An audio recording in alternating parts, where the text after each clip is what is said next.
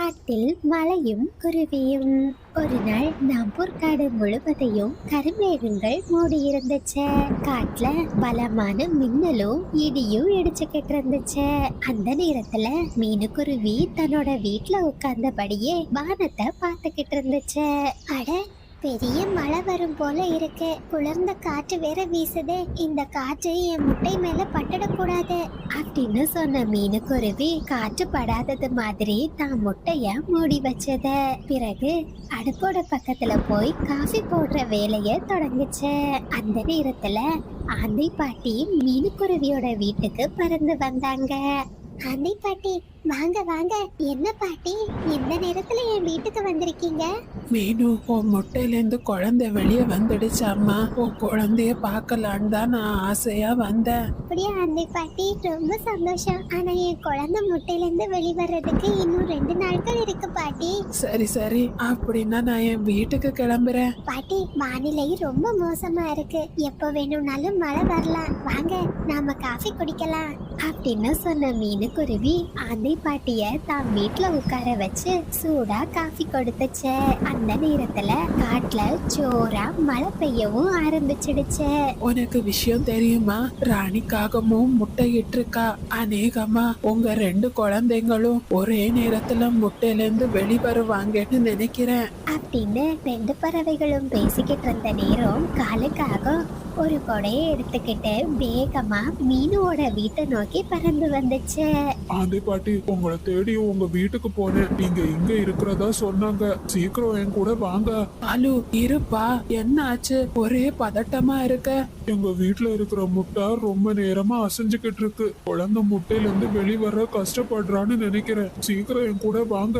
சரி காலு, நீ பதட்டப்படாத, நான் உன் கூட வரேன் அப்படின்னு சொல்லிட்டு ஆந்தை பாட்டி காலுக்காகத்தின் கூட பறந்து போச்சு.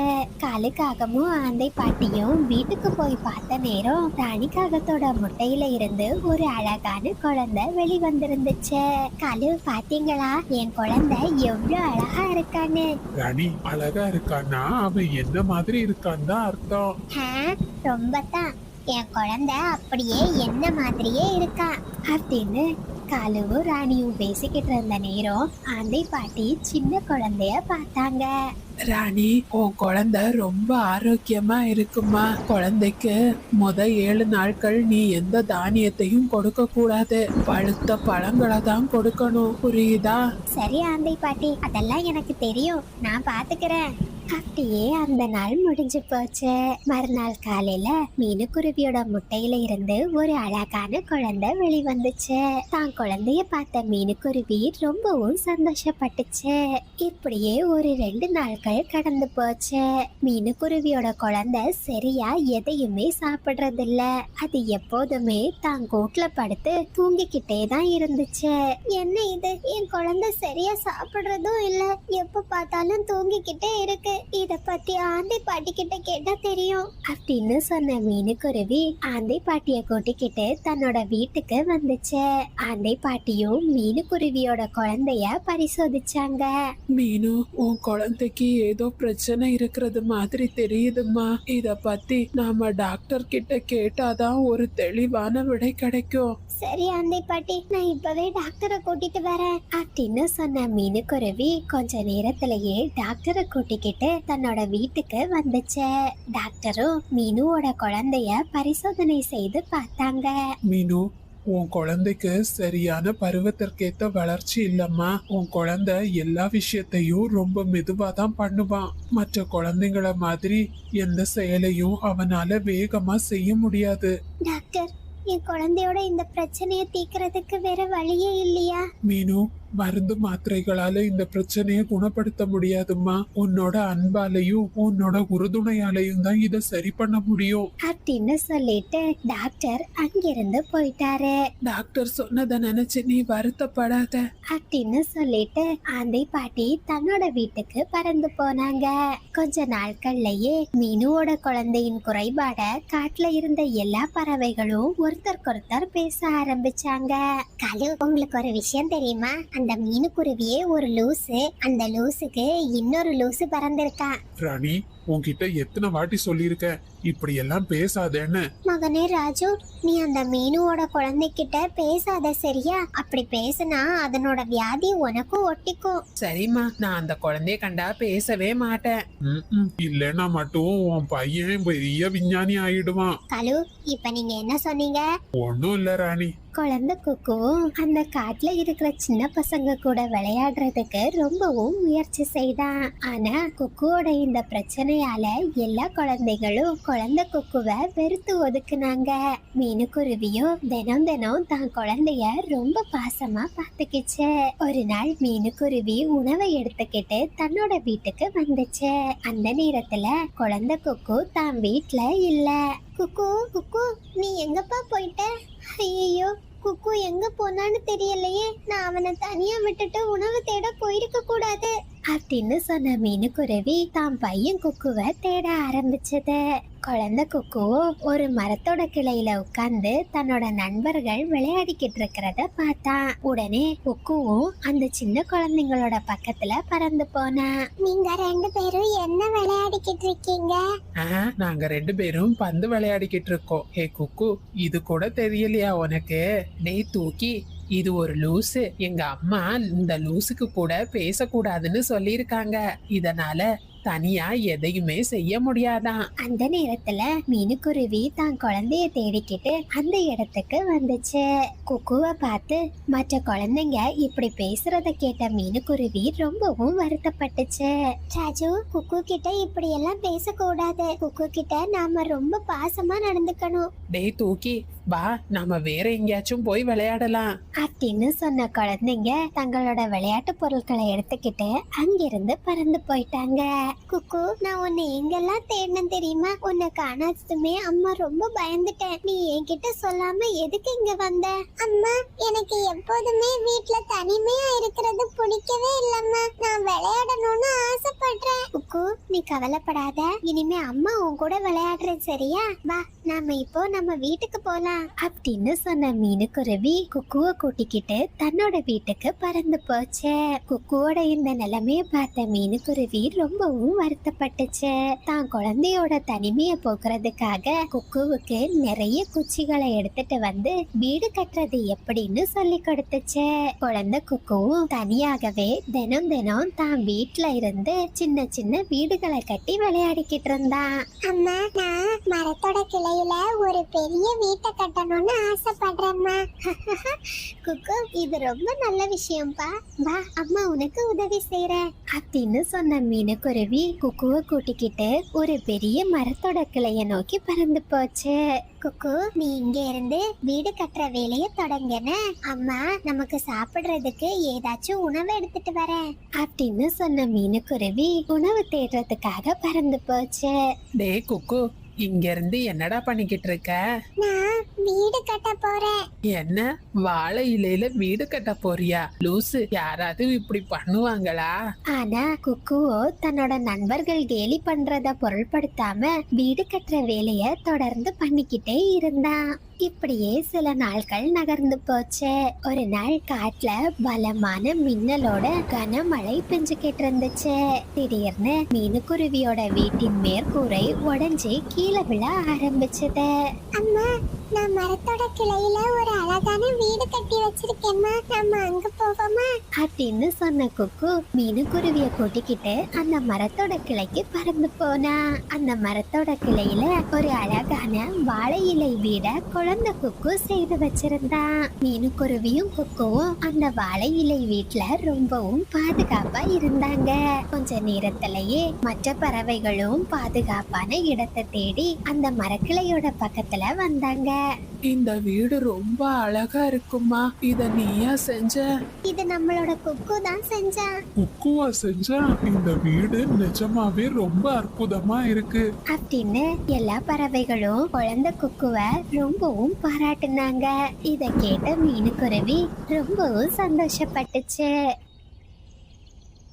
மாம்பழமும் காகங்களும். ஒரு நாள் நாம்பூர் காட்டுல சூரியன் மெல்ல மெல்ல உதயமாக ஆரம்பிச்சது. அந்த நேரத்துல சில பறவைகள் உணவு தேடுறதுக்காக பறந்து போனாங்க. சில பறவைகள் தங்களோட உடைஞ்ச வீட்டை சரி செஞ்சுக்கிட்டு இருந்தாங்க. ராணிக்காகவும் தான் வீடு கட்டுறதுக்கு சில மரக்கட்டைகளை எடுத்துக்கிட்டு தன்னோட கூட்டை நோக்கி பறந்து போச்சு. தான் கூட்டுக்கு வந்து பார்த்த ராணிக்காகம் ரொம்பவும் கோபப்பட்டுச்சு.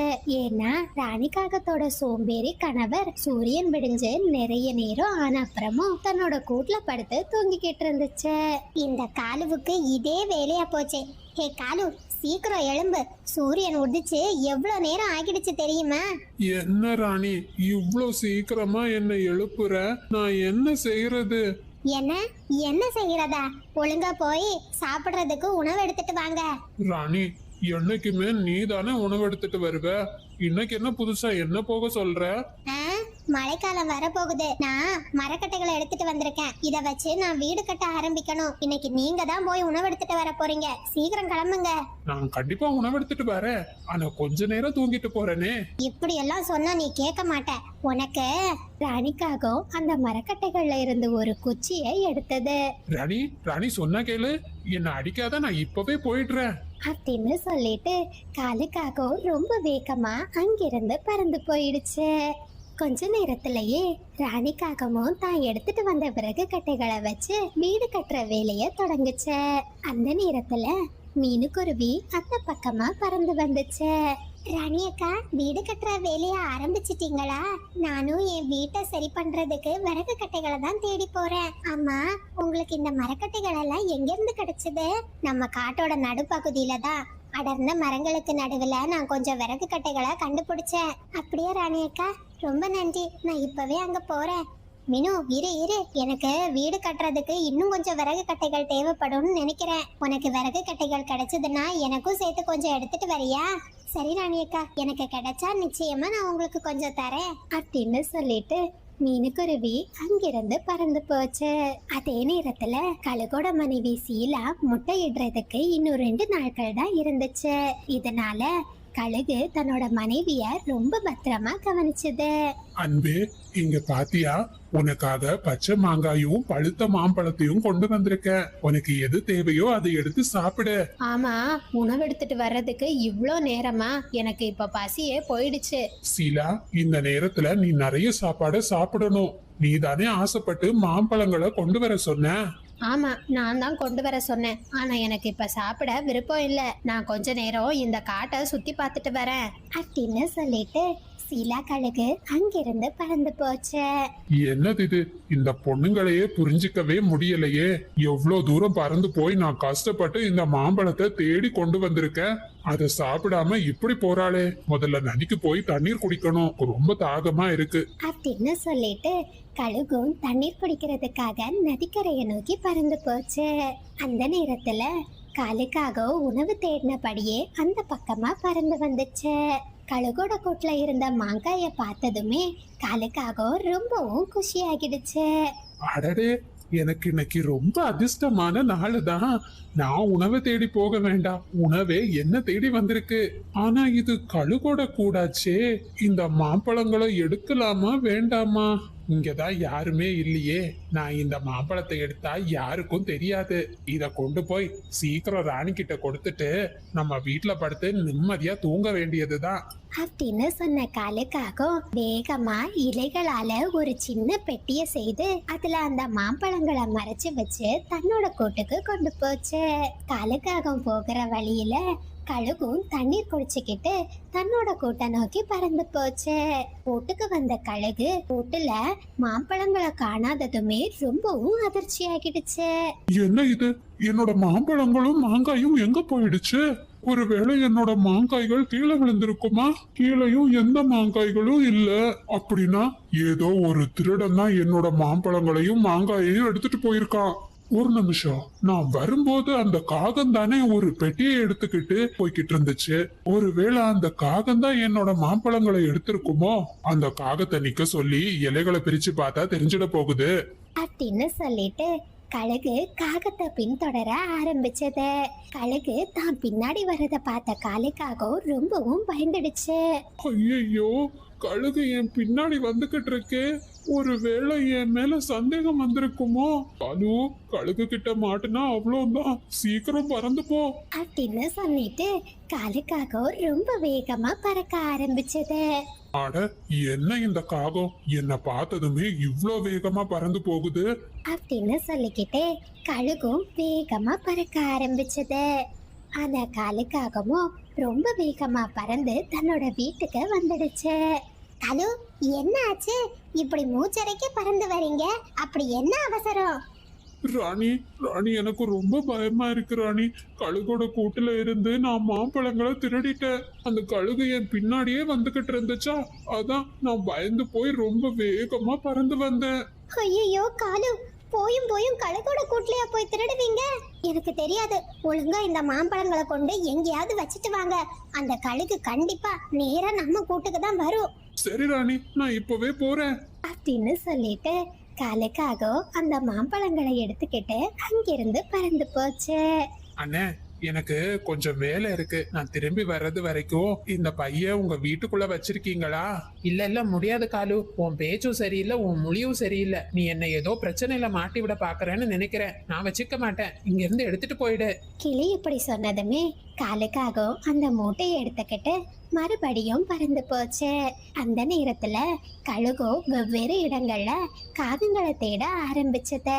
ஜம்ஜம் அண்ணே, நான் பக்கத்துல ஒரு முக்கியமான வேலையா போக வேண்டியது இருக்கு. நான் திரும்பி வர்றது வரைக்கும் இந்த பொட்டலத்தை உங்க வீட்டுக்குள்ளேயே வச்சிருக்கீங்களா? எனக்கு என்னமோ உன் மேல சந்தேகமா இருக்கு. உன்னை எல்லாம் நம்ப முடியாது. நான் வச்சிருக்க மாட்டேன்பா. எனக்கு இந்த பொட்டலத்தை பார்த்தாலே ஏதோ வித்தியாசமா தெரியுது. இங்க இருந்து எடுத்துட்டு போயிடு. உடனே காலுக்காகமும் அந்த பொட்டலத்தை எடுத்துக்கிட்டு மறுபடியும் பறக்க ஆரம்பிச்சது. அந்த நேரத்துல மீனுக்குருவியோ தான் வீட்டின் மேற்கூரைய சரி செஞ்சுக்கிட்டு இருந்துச்சு. ஆகா, மீனுவோட வீடு திறந்திருக்கு. அந்த குருவி கூரை மேலதான் இருக்கு. நான் மெதுவா போய் அந்த குருவியோட வீட்டுக்குள்ள இந்த பொட்டலத்தை வச்சுட்டு வந்துடுறேன் அப்படின்னு சொன்ன காலுக்காக மீனுக்குருவிக்கு தெரியாம மெதுவா அதனோட வீட்டுக்குள்ள பறந்து போச்சு. அந்த நேரத்துல கழுகும் சரியா காகத்தை தேடிக்கிட்டு அந்த இடத்துக்கு வந்துடுச்சு. வீட்டுக்குள்ள போன கழுகு ரொம்ப பலமா காகத்தை அடிக்க ஆரம்பிச்சது. அட, என்ன இது? என் வீட்ல இருந்து வித்தியாசமான சவுண்ட் வருதே அப்படின்னு சொன்ன மீனுக்குருவி தன்னோட கூரையில இருந்து கீழே இறங்கி பார்த்துச்சு. யாரு என் வீட்டோட கதவை பூட்டினது? வீட்டுக்குள்ள யாரு இருக்கீங்க? ஒழுங்கா வெளியே வந்துடுங்க.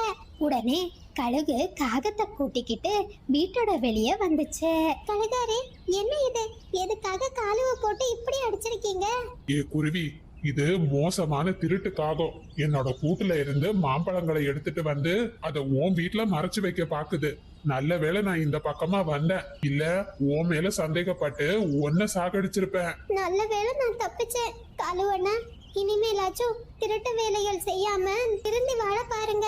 சோம்பேறித்தனம் நம்மள ஆபத்துல தான் தள்ளும், அத நல்லா புரிஞ்சுக்கோங்க. ஆமா ஆமா, இந்த முட்டாள் காகத்துக்கு உரைக்கிறது படி நல்லா சொல்லு குருவி அப்படின்னு சொல்லிட்டு கழுகு தன்னோட மாம்பழங்களையும் மாங்காயையும் எடுத்துக்கிட்டு அங்கிருந்து பறந்து போயிடுச்சு. அடிவாங்கின காலுக்காகமோ மறுபடியும் தன்னோட கூட்ட நோக்கி பறந்து போச்சு. பசங்களா, இந்த கதையில இருந்து நாம என்ன கத்துக்கலாம்னா, திருட்டு செயல் நமக்கு முதல்ல இனிமையான உணர்வை தரும், ஆனா அதனோட விளைவு இறுதியில ரொம்பவும் மோசமா இருக்கும். நண்பர்களே, இது சப்ஸ்கிரைபர் விருப்பத்திற்கான நேரம். ஹாய் கல்பனா, ஹாய் தனா, ஹாய் மகிசாலினி, கிருத்திக், மகிழினி 2 குட்டீஸ்க்கும் ஒரு பெரிய ஹாய். பூஜா, ஜெயசுதா, முனிராஜ் எல்லா குட்டீஸ்க்கும் ஒரு பெரிய ஹாய். ஹாய் ஹர்ஷா, அனு, இசாக், தேவா, ரேஷ்மா எல்லா குட்டீஸ்க்கும் ஒரு பெரிய ஹாய். அதிதி, அதிப்பன், பின்ஹானா எல்லா குட்டீஸ்க்கும் ஒரு பெரிய ஹாய். இலா, ஜீவா, ரக்ஷித், சஜிகா எல்லா குட்டீஸ்க்கும் ஒரு பெரிய ஹாய். அஜீவன், ஆதிரா, ருத்ரா, காவிஷ், பாகுபலி, ஜானு, ஆர்த்தி, அஜித் எல்லா குட்டீஸ்க்கும் ஒரு பெரிய hi. Hi Bhoomika, hi Sukash, Dinu, Priya எல்லா குட்டீஸ்க்கும் ஒரு பெரிய ஹாய். ஜீவிதா, லக்ஷிதா 2 குட்டீஸ்க்கும் ஒரு பெரிய ஹாய். ஹாய் இதழிகா. நீங்கள் அனைவரும் அளித்து வரும் அன்புக்கும் ஆதரவுக்கும் மிக்க நன்றி.